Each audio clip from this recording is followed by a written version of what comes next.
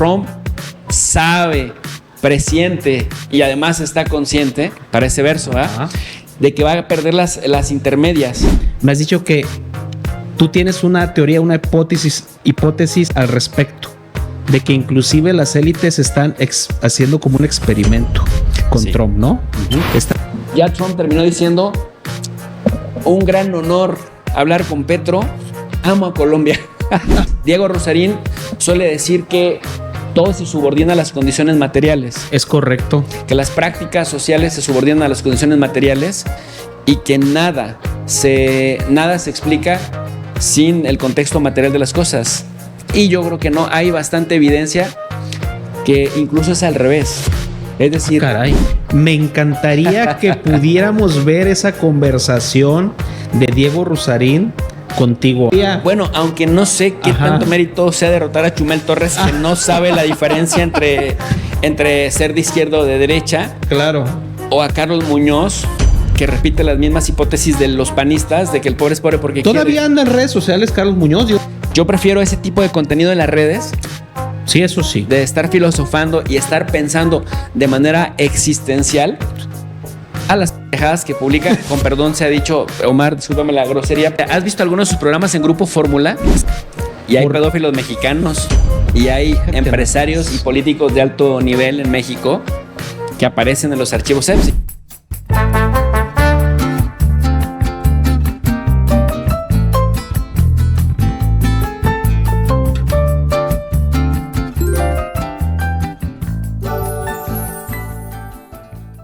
Amigas y amigos, ¿cómo están? Buenos días, buenas tardes o buenas noches, dependiendo la hora en la que nos vean. Estamos en la charla y tenemos el honor de estar con la presencia de Jesús López Almejo. ¿Cómo estás, amigo?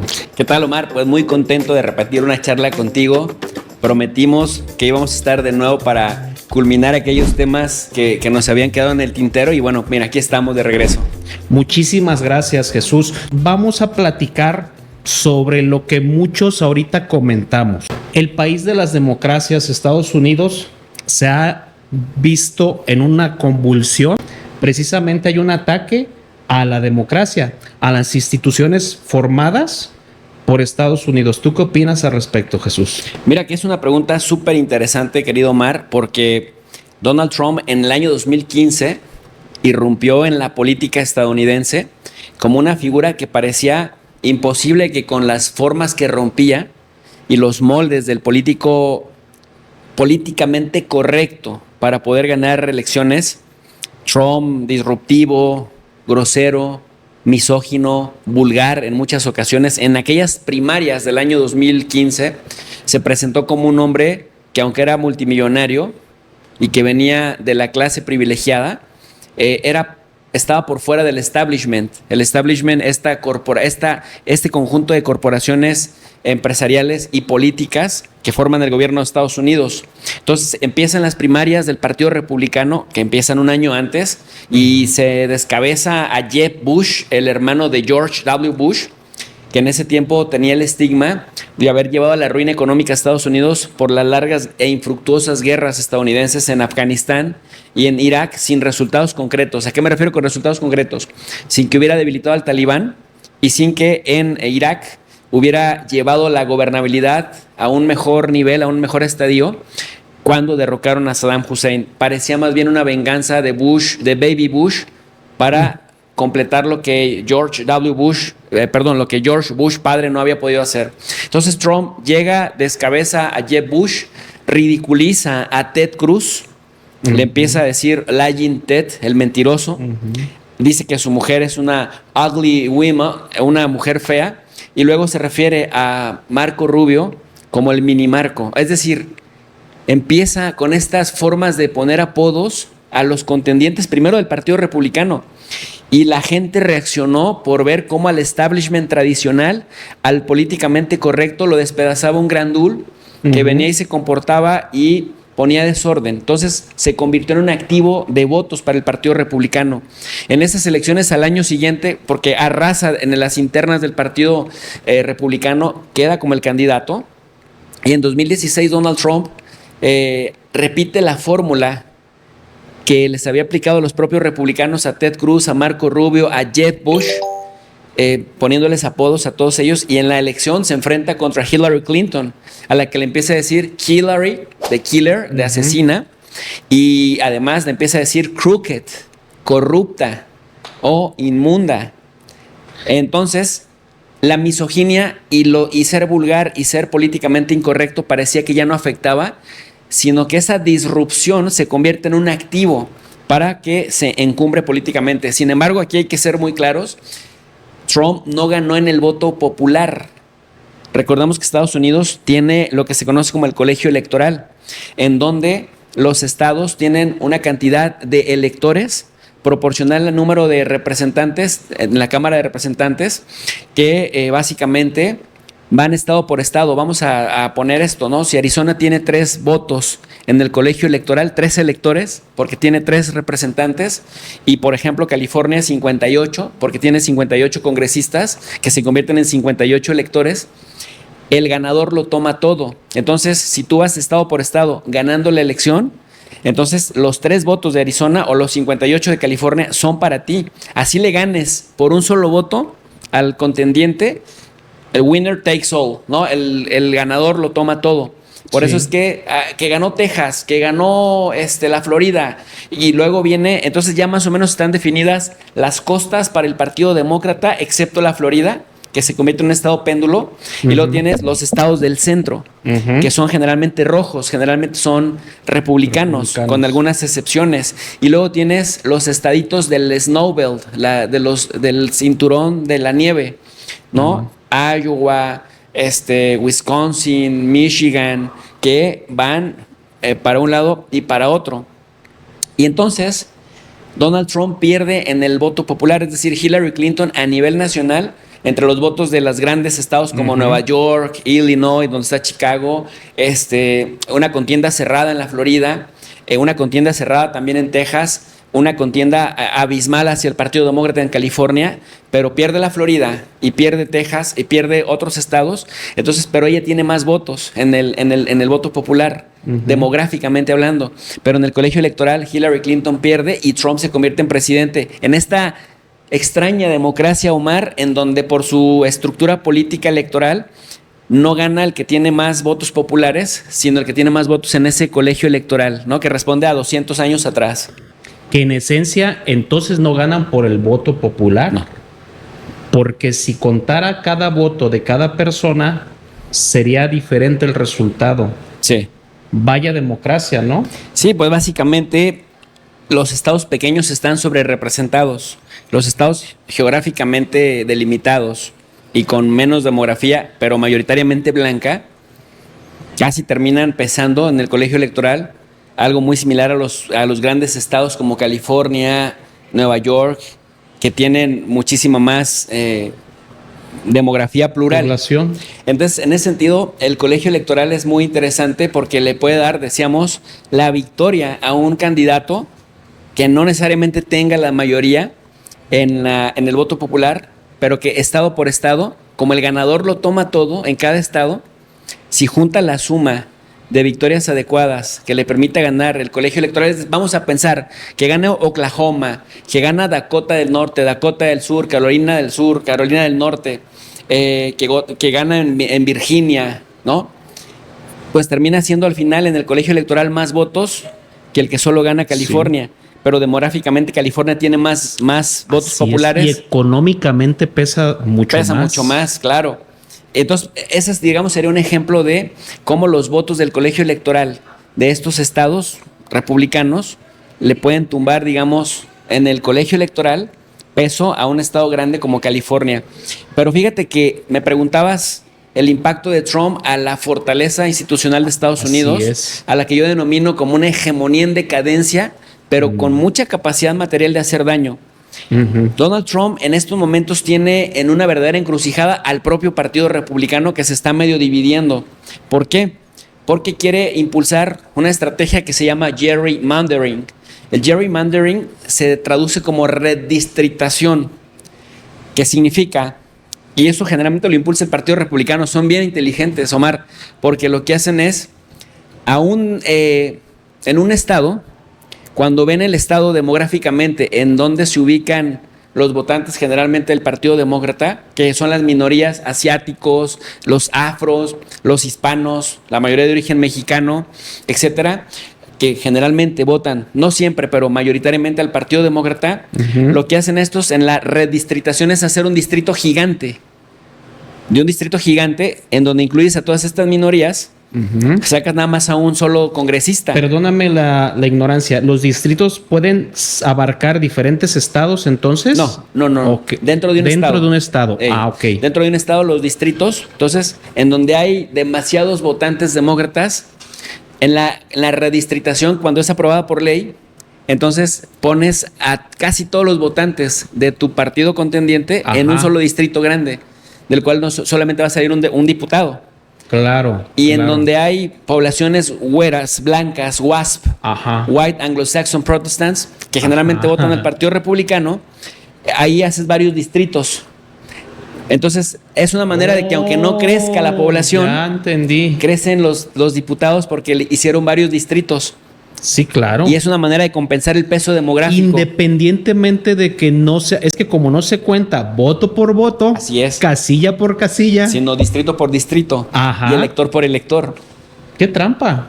Sí, y entonces ahora los demócratas están advirtiendo y le dicen a los republicanos, oigan, históricamente nos hemos estado rolando el poder, históricamente hemos jugado con las reglas de las instituciones, pero este señor disruptor hoy en día quiere acabar con ese orden. Primero, porque casi todas las encuestas, y esto yo lo he estado dando, le he estado dando seguimiento en el canal, casi todas las encuestas, YouGov, Gallup, ¿no? The Economist, muestran de Pew Research Center, que le van dando seguimiento a la aprobación de Donald Trump como presidente de Estados Unidos. Sí. Pues ve que cada vez va más en picada, entre 37 y 38 puntos. Correcto. Y eso no ha cambiado. Y son casi entre 18 y 20 puntos menos que cuando inició. Él inició como con un 58% de aprobación cuando ganó la elección. Entonces aquí viene lo interesante. Trump sabe, presiente y además está consciente, para ese verso, de que va a perder las intermedias. Ahora, va a perder las intermedias. Lo importante es que no pierda por paliza, porque si pierde por paliza, el Partido Republicano por sí solo, si gana las dos cámaras, podría hacerle un juicio político. Si nada más pierde la minoría en el Congreso, pero el Senado queda cerrado 50-49 y un independiente, o 51-49, o 50-50, entonces sabe que J.D. Vance como vicepresidente se convierte en presidente del Senado y hace la diferencia en las votaciones. Correcto. Pero no todos los republicanos senadores y no todos los republicanos congresistas han estado votando a favor de lo que Trump propone. Hay una disidencia como de 3 o 4. Cada vez se ve más. Cada vez se ve más. Los encabeza Tomás Massie, a quien Trump le ha echado toda la carne al asador para que ya no se pueda reelegir. Quiere perder ese curul con otro republicano en las primarias. Entonces, ¿cuál es el peligro? Que Trump quiere, a través de la estrategia de gerrymandering, que aparezcan otros 15 distritos, pero casualmente en zonas en donde votan históricamente a favor del Partido Republicano.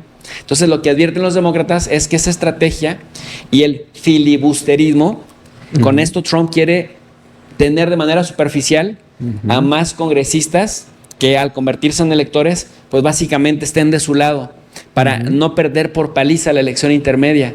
Porque él dice, ya le dijo a la gente abiertamente, si perdemos las elecciones intermedias, perdemos la mayoría en las cámaras, por lo menos en la Cámara de Representantes, y estos demócratas les dice lunatics, leftists, lunatics, radicals, ¿no? Radicales, lunáticos, izquierdistas, communist, comunistas.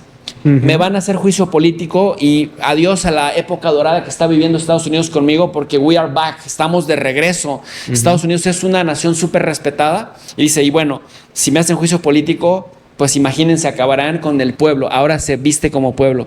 Entonces está jugando al filo de la ley, como es su costumbre, jugar al filo de la ley para ganar artificialmente o no perder, digamos, tan desastrosamente como todas las encuestadoras están diciendo. Y además otra cosa, Omar, está demandando por dinero, dice él, por calumnias a las encuestadoras que están arrojando los resultados y él dice, es que no puede ser que yo tenga una popularidad tan baja cuando soy el presidente más popular de la historia de Estados Unidos. Y ya se compara con Abraham Lincoln y con Kennedy. Nada más pues para que veamos en dónde está. Y el tipo dice, soy tan popular que incluso voy a poner sobre la mesa de los senadores y de los congresistas una ley para que se apruebe una tercera reelección. Solo un presidente ha sido presidente por 3 periodos. Y ese fue Franklin Delano Roosevelt durante la Segunda Guerra Mundial, como una excepción. Él fue, casualmente Hitler era dictador, pero duró exactamente los mismos años gobernando Alemania que Franklin Delano Roosevelt, los mismos años en Estados Unidos, de 1933 a 1945. Y eso porque se murieron los dos. Pero después de que se murió este señor, se volvió otra vez a replantear que solo podría haber reelección presidencial por 2 ocasiones. Los que sí se pueden reelegir indeterminadamente son los diputados y los senadores. Pero Trump dice, ahora yo quiero ir por esa reelección. Qué interesante todo lo que nos estás comentando, amigo. La verdad, yo creo que muchos, te digo, a mí se me hacía como un sistema de la confusión múltiple. Sí. El sistema norteamericano. Pero también todos pensamos que es un sistema más avanzado. No sé si estoy en lo correcto. El país que precisamente marcó la pauta en la creación de la democracia y las instituciones como las conocemos. Pero no sé si estás de acuerdo conmigo que actualmente están sufriendo precisamente por parte de este personaje disruptivo un ataque sistemático. Crea por ejemplo, el ICE, o le pone al departamento de seguridad como departamento de guerra y empieza a hacer cosas que uno diría, ¿cómo es posible que el país, creador de las instituciones y la democracia, está permitiendo o se está dando ese lujo de tener y recibir esos ataques por parte de este personaje? ¿Tú qué opinas al respecto? Sí, bueno, yo creo que la democracia estadounidense está sobrevalorada y está sobreestimada, y que los estadounidenses a su vez son herederos de los europeos que emigraron hacia Estados Unidos. Por eso los estadounidenses mismos reconocen que out of many one, que son un solo pueblo de varias naciones, o nation of immigrants, ¿no? La nación de los inmigrantes. Solo que los inmigrantes blancos, demasiado racistas, con poder adquisitivo y con armas, luego expulsan a los demás y luego van pues prácticamente haciendo cotos de poder para dominar al interior del propio Estados Unidos, aun cuando demográficamente empiezan a perder las mayorías. Y luego, Omar, digo que está sobrevalorada la democracia estadounidense porque recuerda que todavía en los años 60, en tiempos de Martin Luther King, bueno, hasta 1975, se da justamente los derechos de las minorías, los derechos económicos de las minorías. O sea, mientras en México, por ejemplo, en donde está subestimada nuestra democracia, las mujeres pueden empezar a votar a partir de 1953. Tienes razón. En Estados Unidos lo hacen después, y sobre todo, los negros no eran considerados personas dignas de votación. Había una segregación racial muy importante que luego nosotros, cuando pensamos en apartheid, separación racial, solo pensamos en el modelo sudafricano. Sí. Pero en Estados Unidos, bueno, había negros que ganaban las elecciones, las Juegos Olímpicos, perdóname, y luego no entraban a la Casa Blanca por el mismo segregacionismo. Los recibían por la puerta de atrás y no había foto pública con ellos hasta después de 1975, y es parte por lo cual la gente valora la lucha que dio el pastor Martin Luther King. Correcto. Fíjate que ya razonando así como tú lo expresas, yo me pongo a pensar, en México se hizo la separación del clero y del Estado.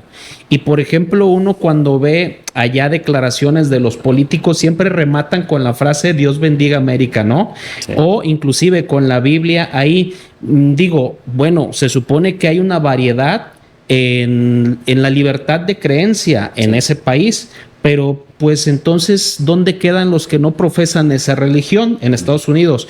Por otro lado, el tema de la separación del poder económico sobre el Estado, una lucha que emprendió y que fue algo que Andrés Manuel López Obrador dijo que era parte de la Cuarta Transformación, la separación del poder económico y del poder del Estado. Sin embargo, en Estados Unidos vemos los lobbies no tan importantes, sí, y cómo la financiación es permitida, sí, a todas luces. Sí. Entonces, base a esa lógica, tienes razón al decir, digo, yo considero que el sistema norteamericano, pues sí, a lo mejor se alcanza a vislumbrar un poco arcaico, ¿no?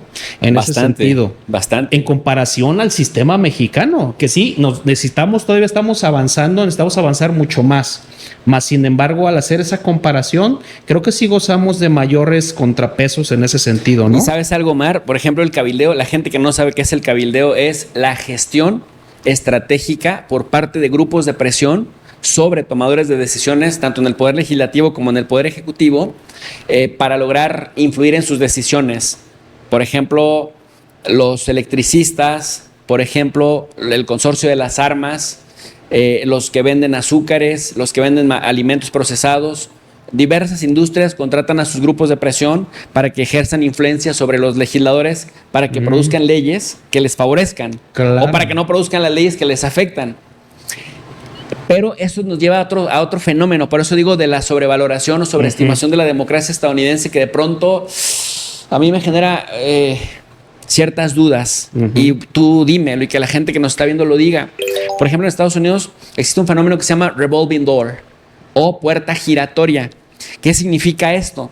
Que el político, después de que sabe secretos de Estado, después de que tuvo experiencia en el Departamento de Estado, en el Departamento de Defensa, en economía, en vivienda, tienes acceso a un montón de información privilegiada. Cuando deja de ser funcionario, lo contratan los lobbies. Cuando deja de ser funcionario, lo contratan como CEO, como director gerente o como gerente, las grandes empresas. Y entonces, ¿para qué crees? Pues para que les ayude a armar políticas y les ayude a decir cuáles congresistas, cuáles senadores que se reeligen una y otra vez son, no decir extorsionables, pero tienen apertura a dialogar con las empresas para impulsar ciertas leyes a cambio de que les ofrezcan financiar sus campañas en caso de que aspiren a reelegirse. Entonces, tienes al político que con los secretos de Estado va y potencia las posiciones de las empresas, y luego tienes al revés, las empresas que abren espacios dentro de la política para que cuando alguien se convierte en político, legisle e impulse la agenda de esas empresas desde el gobierno. Por ejemplo, tienes a Dick Cheney, este señor que se acaba de morir, que le acaba de tocar las puertas a Satanás. Dick Cheney fue vicepresidente de los Estados Unidos en tiempos de George W. Bush, el Baby Bush, que hoy está medio loquito, y que llevaron a cabo las agresiones contra Afganistán y contra Irak, pensando en las petroleras, porque él mismo trabajaba para una petrolera una de las 7 hermanas del petróleo. Entonces, en eso se termina traduciendo un poco la democracia. Por eso digo que está sobreestimada, sobrevalorada. Claro, hay quien realmente marca la pauta, son las grandes compañías, no las empresas. Recordamos ese mote de país bananero. Porque ¿cuál era el país que era gobernado por la Fruit Company? Honduras. Honduras, ¿no? Que era a eso se dedicaba, ¿no? A las bananas. A vender. Entonces, de ahí viene el mote. Pero fíjate cómo se regresa cuando Estados Unidos realmente también es dominado y gobernado por las grandes compañías. El tema de las armas, el tema del petróleo y demás. Bueno, acaba de salir recientemente un reportaje en esta primera semana de febrero, y eso que febrero apenas lleva unos pocos días, sobre que Donald Trump ha ganado, se estima, bajita la mano, de 1,400 a 3,000 millones de dólares en este año como presidente de los Estados Unidos por las gestiones que ha realizado para ciertas empresas desde la Casa Blanca, y también con el posicionamiento de su nombre. Le quiere poner nombre a museos, a avenidas, a monumentos, a los aviones, a buques. Bueno, es que él tiene registrado su nombre como una marca, ¿verdad? Sí.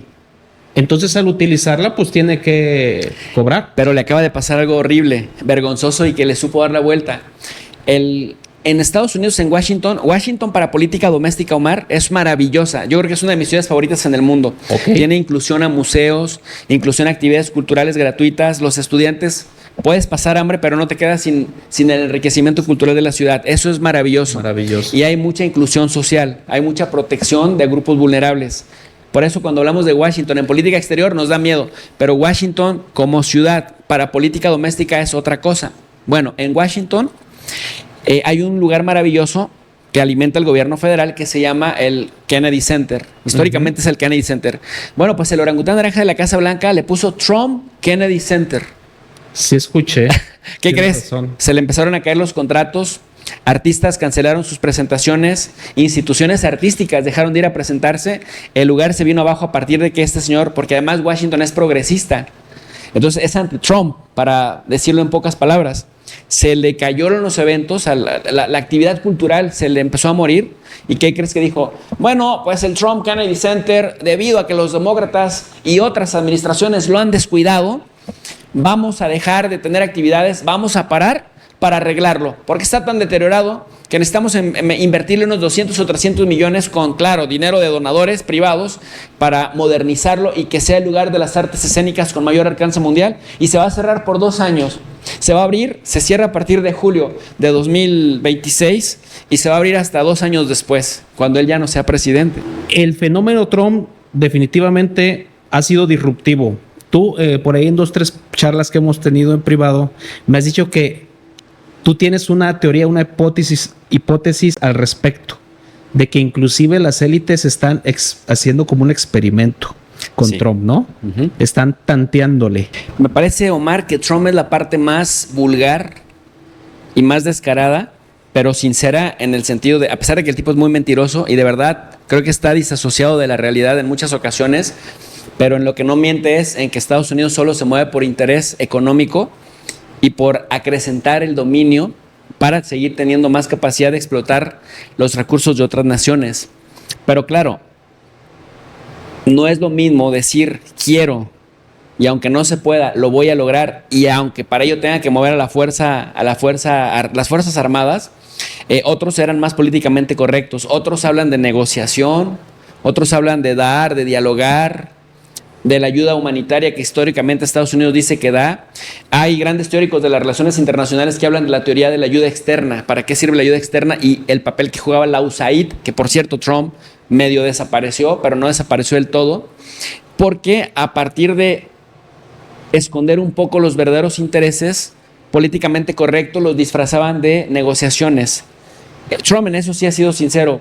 Quiero el petróleo de Irán, quiero el petróleo de Venezuela, quiero el dominio total y la subordinación de México, que México nos haga el trabajo sucio de detener a los migrantes del cono sur y de Centroamérica, que México nos detenga a los narcotraficantes y que Canadá no negocie con China. Queremos de Europa, queremos Groenlandia. Es decir, ha sido muy descarnado, pero en realidad lo único que ha hecho es decir sin ambigüedades lo que es el imperialismo en su máxima expresión. Y aquí es donde viene mi hipótesis. Pero no solamente es Trump, sino es la élite política que lo respalda, la élite sionista que lo respalda, que es la dominación por la dominación misma, para la facilitación de la explotación de los recursos humanos incluso y naturales de los demás países, sobre todo los países más vulnerables, pero más ricos en recursos. Y están sondeando, están midiendo, están evaluando hasta dónde hay resistencias, hasta dónde puede resistir Europa. Ya Europa amenazó con responderle con una bazuca comercial, que sería expulsar a Estados Unidos del mercado europeo. Y entonces dijo Trump, bueno, me voy a esperar a las sanciones, pero de todos modos me voy a quedar con Groenlandia. Vamos a llegar a un acuerdo, es decir, los voy a estar extorsionando cada cierto tiempo y cuando sean más vulnerables les voy a quitar Groenlandia.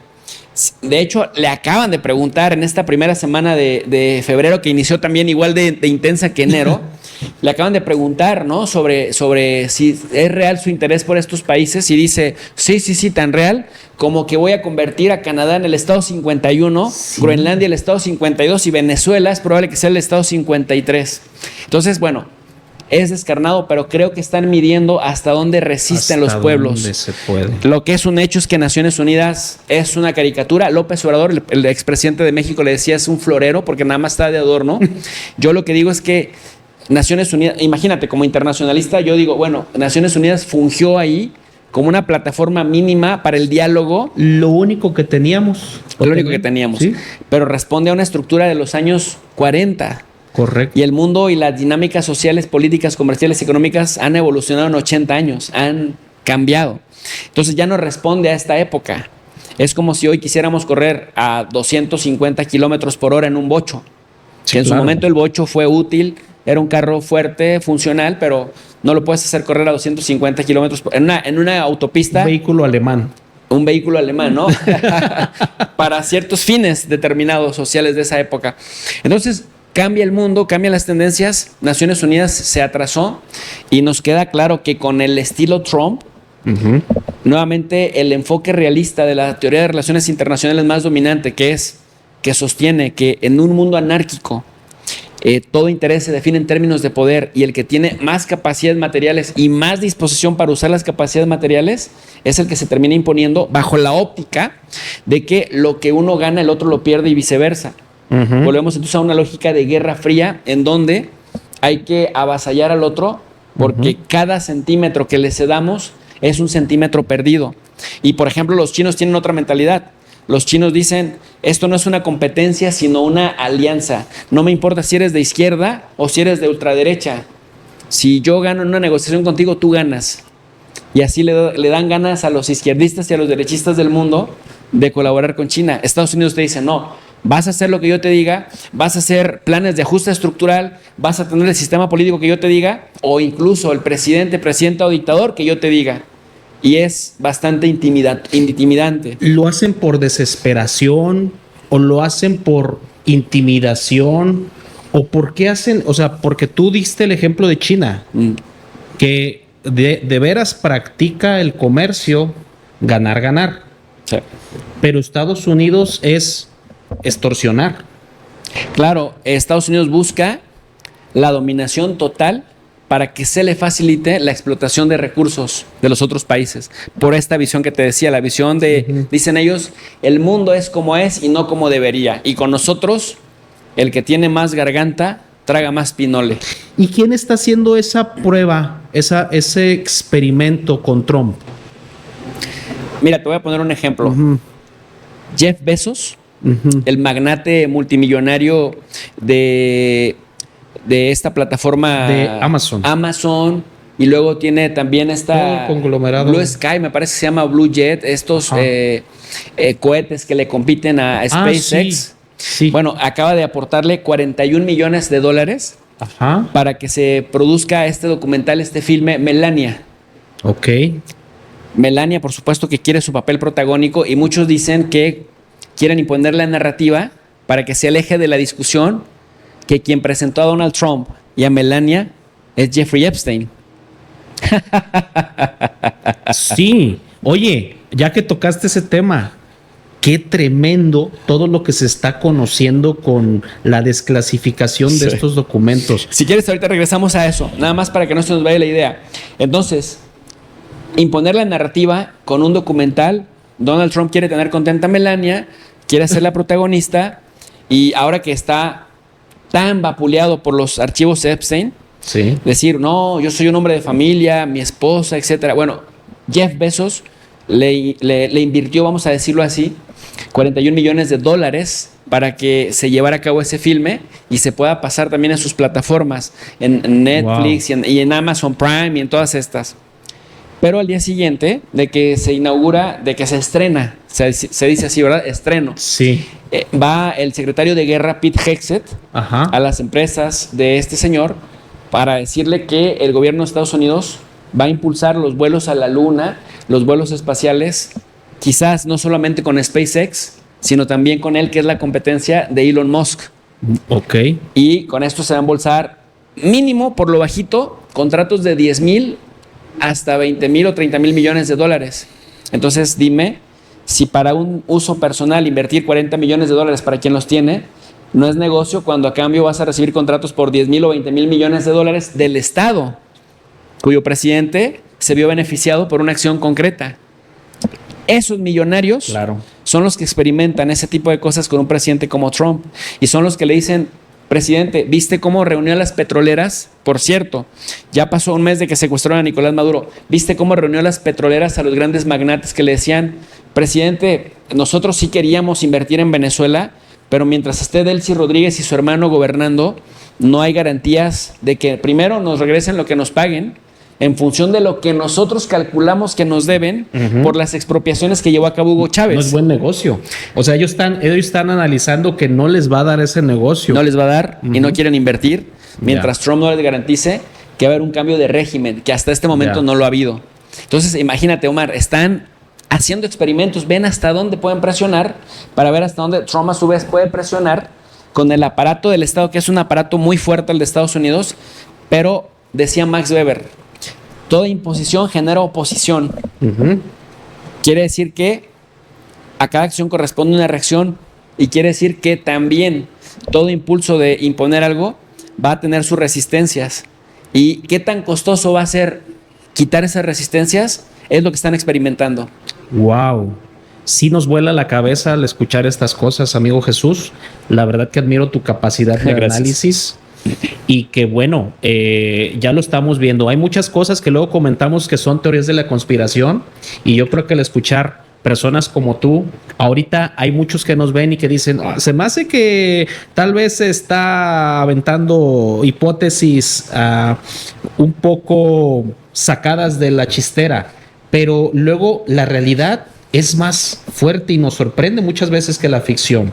Hace rato comentabas sobre algunos mandatarios en el juego latinoamericano que hacen ese contrapeso, pues con la hegemonía que tenemos, que es la hegemonía norteamericana. Uno de ellos yo considero y de los que ha sido más críticos y más directos es Gustavo Petro, presidente de Colombia. Y bueno, pues parece que se está animando asperezas. Se da la visita de Gustavo Petro en Washington, que por el momento la han hecho privada, no la han hecho pública, pero yo creo que el simple hecho de anunciarle y de que él visite Estados Unidos, no sé si fue por una invitación directa de la Casa Blanca, mira, eso habla mucho.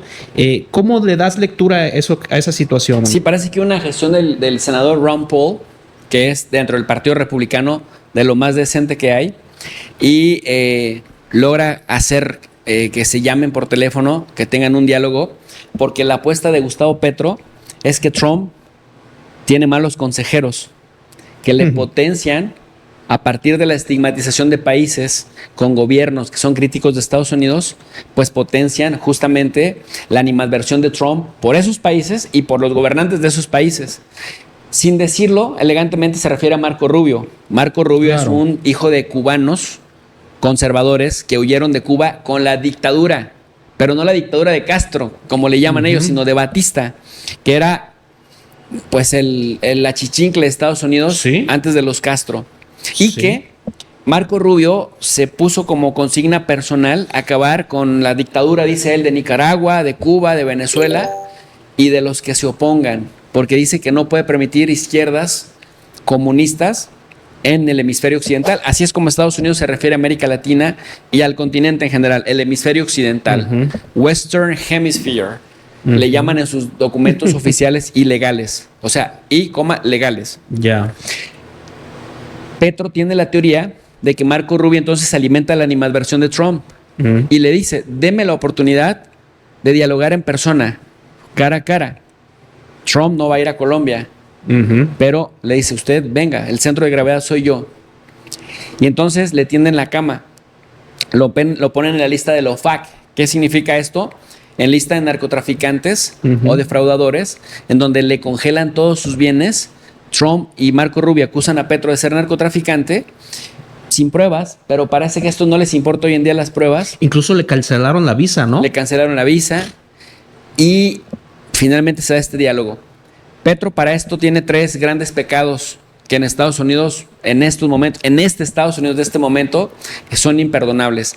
El primero, condenar el genocidio israelí en la Franja de Gaza, romper relaciones con Israel y ser completamente crítico, el más crítico de todo el cono sur y de toda América Latina, porque mientras que a Lula le costó algunas semanas pronunciarse y Sheinbaum a regañadientes dijo, pues sí es un genocidio con todo el dolor de su corazón por su cercanía con Israel, pero lo reconoció. Petro no. Petro rompió relaciones, incluso dejó de mandar mercancías a Israel y eso es un pecado enorme para la clase política estadounidense. En segundo lugar, Gustavo Petro llegó a pronunciar varias veces que Estados Unidos estaba siendo gobernado por pedófilos. Así es. Él se refería a Andrés Pastrana, Ok.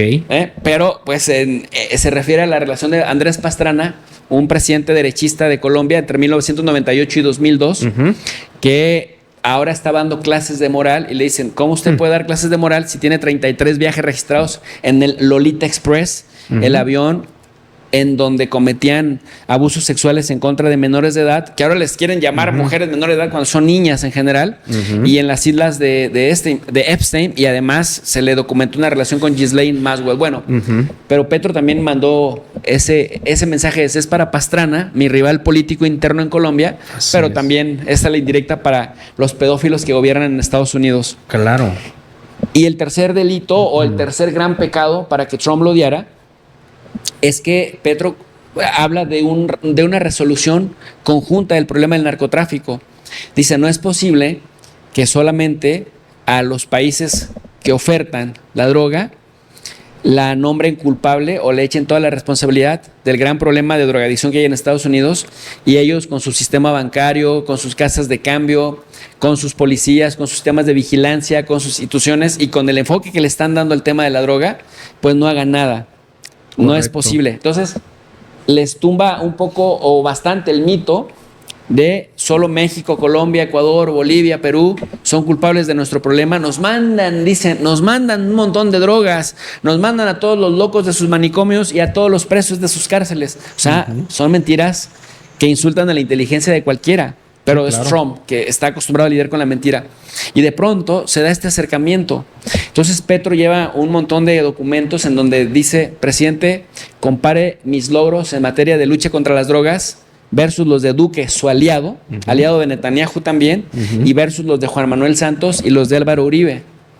Y entonces ahí se va a dar cuenta si estamos o no combatiendo las drogas. Y luego, a mí la OFAC no me hace nada porque no tengo propiedades en Estados Unidos como todos ellos. Yo soy pobre, tengo una casa ahí, nunca he lucrado de la política. Entonces, ya Trump terminó diciendo, un gran honor hablar con Petro, amo a Colombia. Pero Trump es Trump, ¿no? Fíjate que Petro a mí se me hace un personaje muy inteligente y muy firme en sus convicciones. Pero me llama la atención que muchos personajes defensores de la izquierda, o bueno, para no denominarlo derecha e izquierda, sino de ese tipo de pensamiento, vamos a ponerlo así, soberanista, dicen que su política interna ha sido completamente desatinada. Luego a veces también escucho pues algunas menciones que se hacen, que el hecho de que simplemente cambiando las condiciones materiales para las personas cambia su expectativa de vida, ¿no? Yo lo sigo mucho, Diego Rusarín, me parece una persona también muy acertada en sus opiniones, en sus pensamientos, pero creo que a lo mejor a veces se enfoca a un tipo de público que le gusta darle esa simplicidad a los temas que muchas veces no son así de sencillos. Primero te empiezo con Petro y después te comparto lo que pienso de las hipótesis de Diego Rusarín. En el caso de Gustavo Petro, yo tengo 3 críticas, y la primera es que le falta un buen equipo de comunicación política y le falta un buen manejo de redes. Creo que se sabotea mucho. Y buena parte de los logros que tiene, luego pues sus comentarios imprudentes, informales, sus mensajes con un montón de faltas de ortografía, con errores enormes de gramática, que la gente luego dice, bueno, pero que no te importe eso, lo importante es el fondo. No, es que fondo es forma. Sí, claro. Y es pensamiento estratégico y pensamiento sistemático. Entonces tienes razón, Diego Rusarín, en ese sentido. Yo no le he escuchado criticar a Petro. He escuchado criticar a Boric, pero no le he escuchado criticar a Petro, pero yo te creo. Pero en ese sentido, me parece que Petro tiene un problema con sus asesores de comunicación y quienes no le verifican lo que escribe, lo que publica. Si se lo escribe a alguien, qué mal que contrata a alguien ineficaz. Pero si él es el que lo hace directamente, creo que debería haber alguien que le dijera, oiga, presidente, primero que alguien mal de revise para por lo menos corregirle de forma las cosas, porque pierde fuerza lo que se comunica. De acuerdo. En segundo lugar, ellos cometieron un error, me parece muy importante. Por querer ser transparentes, me refiero a ellos, me refiero al gobierno de Colombia, empezaron a televisar en vivo sus reuniones de gabinete, sus consejos de gabinete, y se veía un verdadero desorden. El ministro de Educación peleándose con el presidente, la vicepresidenta reclamándole al presidente y diciendo que antes se gobernaba mejor que ahora, la ministra del Exterior con unos escándalos, Laura Sarabia, que ya renunció y se fue de embajadora a Londres con una polémica enorme porque es una joven que la persigue mucho la polémica y que a juicio de muchos internacionalistas colombianos no tiene los méritos para haber llegado a ser ministra del Exterior y luego a ser embajadora en Londres. Pero entonces se vio una desorganización tremenda y eso pues desmoraliza a la gente y le da carnita a la oposición para golpearlos. O sea, al interior a lo mejor le ha faltado pues tener ese orden, ¿verdad? Y que es lo que te decía de la forma y el fondo. Claro. O sea, si desde lo que comunicas eres desordenado, no cuidas los detalles de lo que quieres decir, pierden fuerza los mensajes y tú sabes que en política huevo que no se cacaraquea no existe. Entonces se habla de los logros en política social, perfecto, excelente. Las posturas humanistas que tiene, genial. Pero si no lo sabes comunicar con orden y además sistemáticamente se pierde la fuerza. Entonces esos dos, digamos, problemas vinculados están ahí.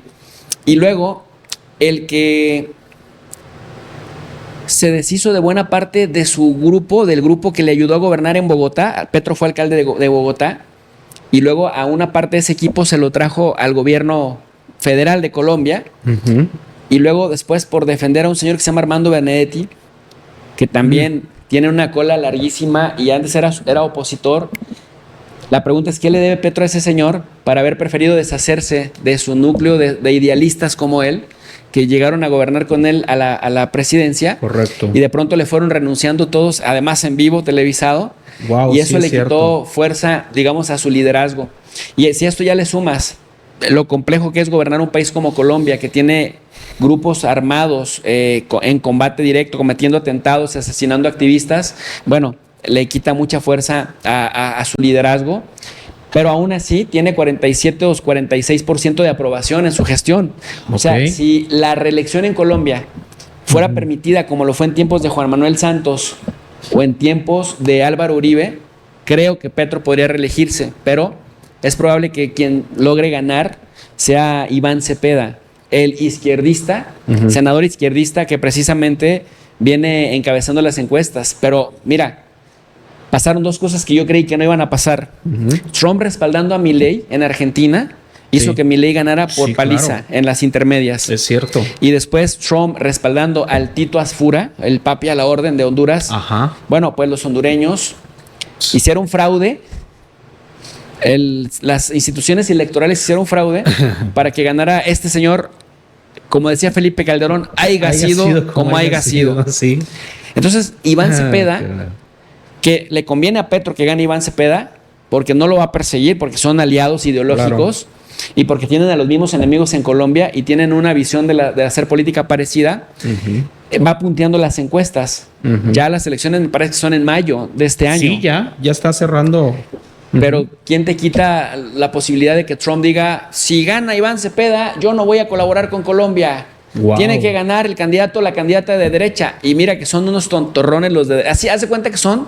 Escucha los discursos y haz de cuenta que son Marco Cortés del PAN, Ricardo Anaya y Alito Moreno. Así de ese nivel traen la política colombiana ahorita los derechistas. Entonces, Iván Cepeda intelectualmente es mucho más que los candidatos de derecha.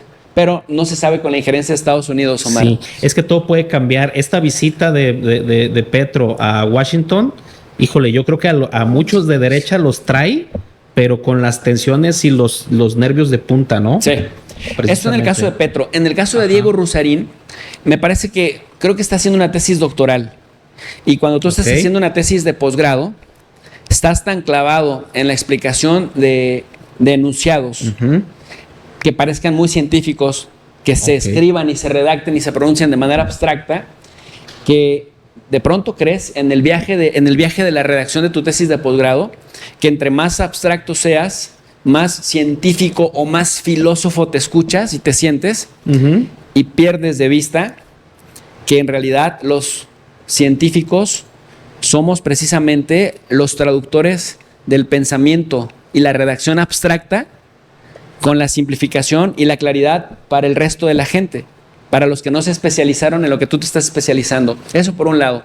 Uh-huh. Y por otro, le he escuchado una hipótesis que si algún día tengo oportunidad de platicar con él, yo se la rebatiría.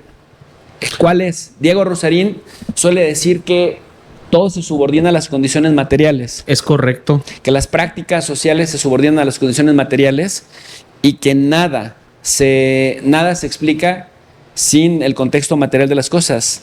Y yo creo que no, hay bastante evidencia que incluso es al revés. Es decir, las condiciones materiales son creadas en función de los símbolos que se crean. El ser humano es el que le da tributo y valor a las cosas. Me explico, un billete de $100 no tiene más valor en términos de producción, en términos de tinta, en términos de papel y en términos del diseño que tenga. Ese billete de $100 no es más caro producirlo que un billete de $1. Así es. ¿Por qué el de 100 vale 100 veces más que el de 1? Es un atributo que el ser humano le da. Así es. Si le pones un 0, si le pones otro 0. Entonces, las condiciones materiales, el individuo, sujeto o colectivo los interpreta. Claro, yo podría decir esto, bueno, es que yo lo veo desde una óptica del constructivismo, y en la teoría constructivista la realidad se construye socialmente y las condiciones materiales las construimos los individuos, dándole atributos a las cosas. Dicen, una persona no vale por lo que tiene, sino por lo que es. Bueno, ¿cómo defines lo que es? Lo interpretas. Me encantaría que pudiéramos ver esa conversación de Diego Rusarín contigo, amigo, porque créeme que sí, yo creo que saldría algo que a lo mejor entenderíamos de mejor forma, porque yo creo que a veces sí, cuando él lo hace, porque le ha tocado debatir con personajes también que son de de un nivel, con todo respeto, muy simplista, ¿no? Sí. Y los hace polvo, los hace de veras. Y bueno, creo que por ahí está retando a varios todavía. Bueno, aunque no sé qué tanto mérito sea derrotar a Chumel Torres, que no sabe la diferencia entre ser de izquierda o de derecha. Claro. O a Carlos Muñoz, que repite las mismas hipótesis de los panistas, de que el pobre es pobre porque todavía quiere. Anda en redes sociales Carlos Muñoz. Yo creo que ya no lo volví a ver. Creo que se bajó. Pero mira, algo que yo sí le aplaudo a Diego Rusarín es que ha generado interés, ha llegado a un público muy amplio y ha generado interés en la filosofía y ha generado interés en el estudio de las relaciones de poder entre los individuos. Entonces, yo prefiero ese tipo de contenido en las redes. Sí, eso sí. De estar filosofando y estar pensando de manera existencial a las pendejadas que publica, con perdón se ha dicho, Omar, discúlpame la grosería, pero Chumel Torres. Y la gente de la que se rodea. ¿Has visto algunos de sus programas en Grupo Fórmula? Sí, lamentablemente cuando tenía televisión por cable me lo encontraba de repente y me quería mofar de alguna. O bueno, sí, de repente me gusta escuchar algo de contenido de esos personajes para ver cómo andan. Pero sí es lamentable. Es terrible. Es lamentable y bueno, yo creo que sí haría falta, digo, ahí está.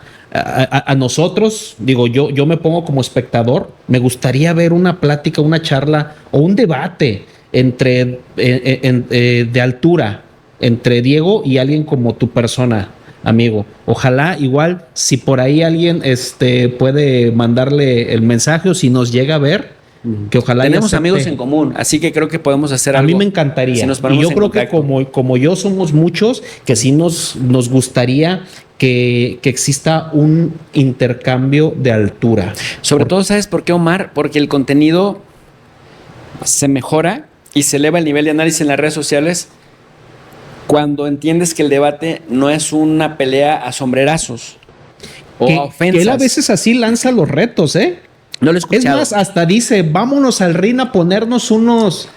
No, pero tiene un contexto particular, ¿no? Con un tipo que es misógino y que se la lleva insultando. Eso está bien. Al Temach creo que lo ha retado varios. Pero fíjate el nivel de personajes con el que quiere hacer eso sí se merecen unas bofetadas, pero me refiero a que debate es este intercambio de ideas y es súper interesante porque cada uno entra a la, digamos, no a la acción retórica en donde grito tan fuerte como para que no me escuche el otro y en donde desde la postura inicial no estoy dispuesto a dejarme convencer. Esa retórica es lo que vemos hoy en día en la política, por eso se habla de polarización y en los pseudoanalistas tipo tercer grado de Televisa.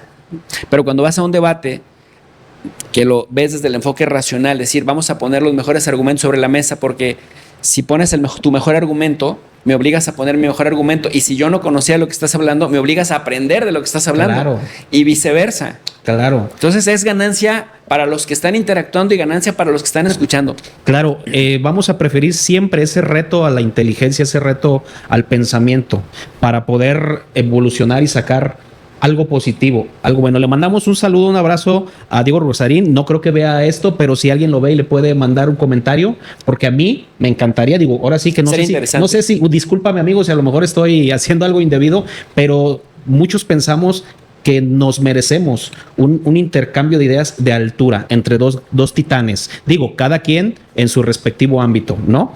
Pero sí, la verdad es que tú lo que te caracteriza es que utilizas un lenguaje que es se entiende muy bien por las audiencias y que no te jactas a pesar del gran conocimiento y la gran acervo cultural que tú tienes. Amigo, vamos a este tema que desde hace rato me tiene a mí, así mira, los archivos Epstein. Tocaste por ahí algo al respecto y donde me vuela la cabeza, yo creo que como a mí a muchos, el darnos cuenta que la realidad es más sorprendente que las películas de terror. Algo por lo menos que nos puedas decir sobre todo esto que has surgido, que ha salido. Sí, es tremendo, los archivos Epstein.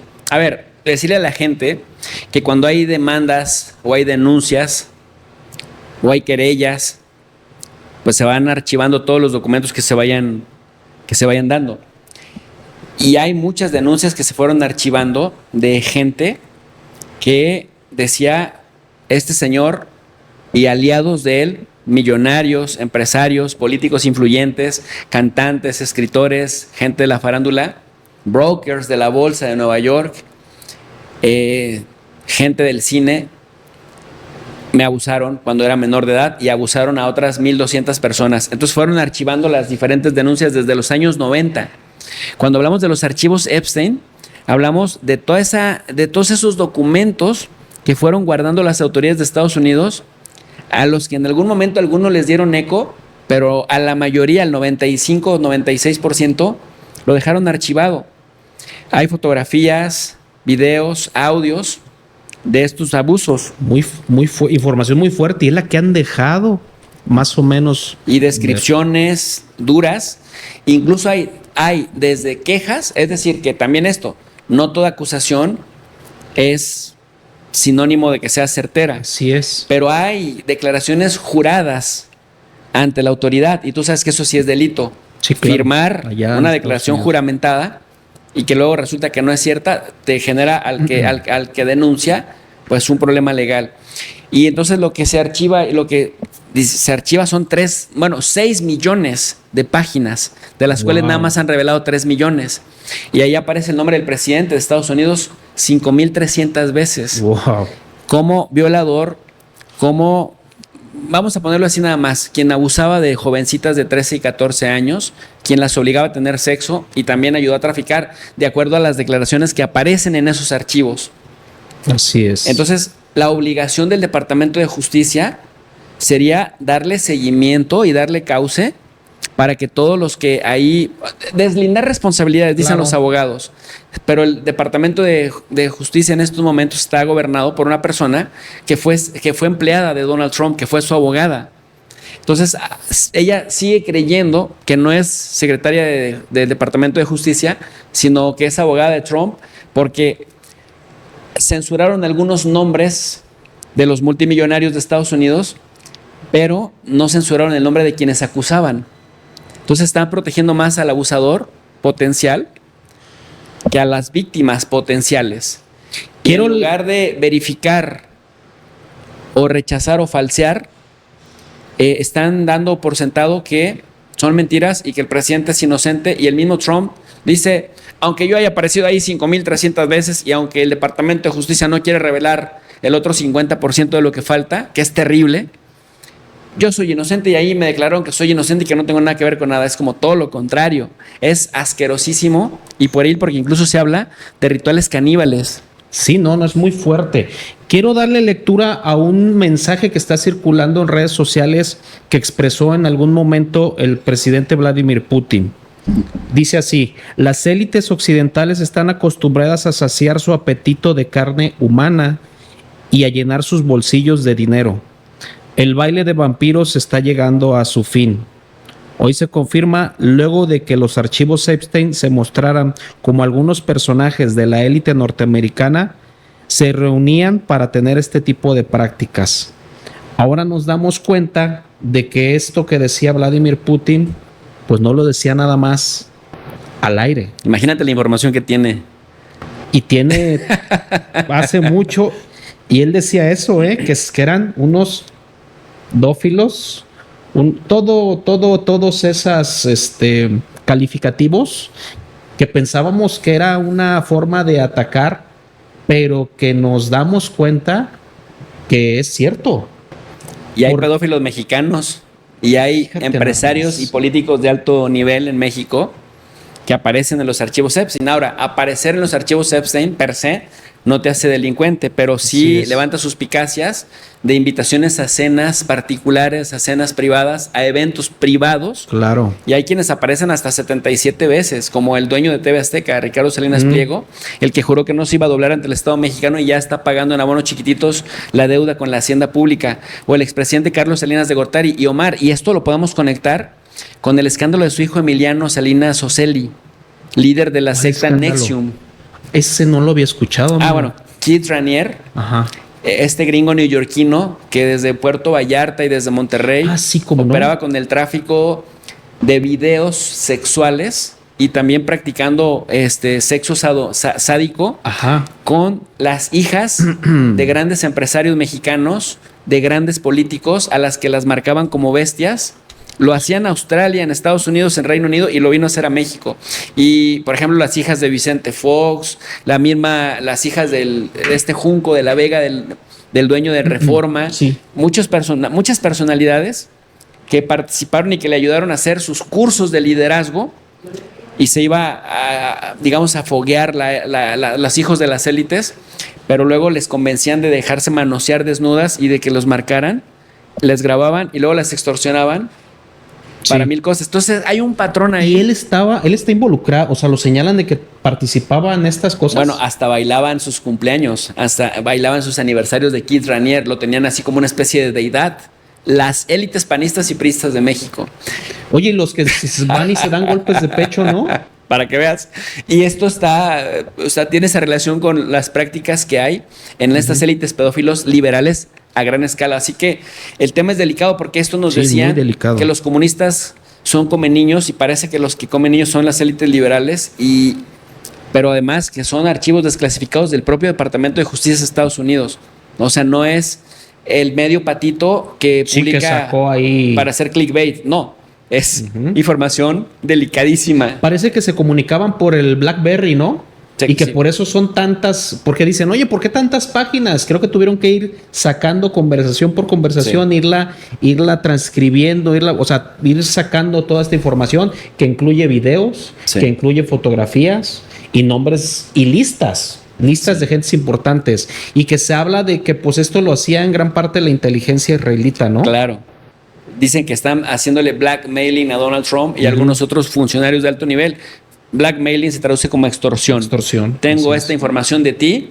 Mira, aquí estás encueradito, moviendo las nalguitas. O me haces tal política o te destruyo la carrera política.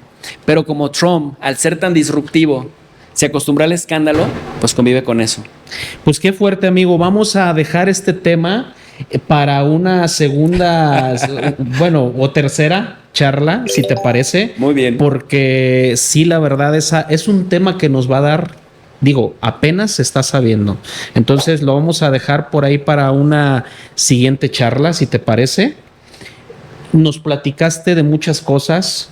Te lo agradezco muchísimo, de verdad, y los invitamos a que sigan a tu profe de RI si quieren enterarse de una manera muy, muy, muy bien explicada, Gracias, Omar. concreta y haciendo el contraste y el análisis completo. Gracias, amigo. Gracias, Omar, por la invitación. Y también invitar a la audiencia que se suscriban al canal de La Charla con Omar y Carmen. Gracias. Para que tengamos estas pláticas y pláticas como esta con más personajes que se dedican a crear contenido que pretende ser de calidad. Muchísimas gracias. Suscríbanse, compartan, comenten y nos vemos para la próxima.